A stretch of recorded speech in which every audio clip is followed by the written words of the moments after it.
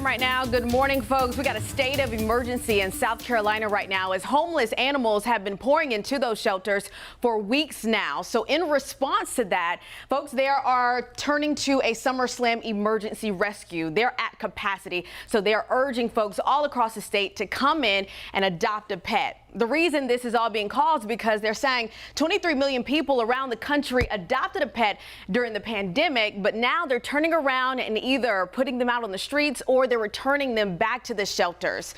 We are also seeing a problem in Lancaster County. They are at capacity so much that they are closing down for a week. They just posted this a day ago. So what can you do right now to help this issue? Adopt or sponsor adoption fees. You can also become an adoption ambassador if you are a business. You can also manage moratoriums if you work with a government shelter. When it comes to you already having a pet post-pandemic, this is what you can do to prepare your dog at this moment. You can practice separation or do things like reward calm behavior.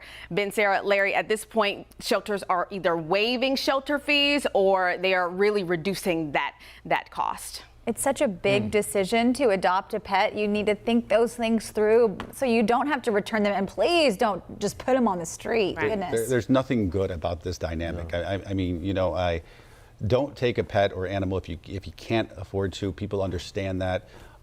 If you have to return the animal, that's a bad situation for everybody involved. This is why, honestly, Bob Barker said this for decades: have your pet spayed and neutered, so we don't run into these issues. Yeah, it's a serious situation, and we've got coming up later this month, we have an event called Clear the Shelters, and obviously the shelters are packed, and I can't get too carried away with this because I may say something.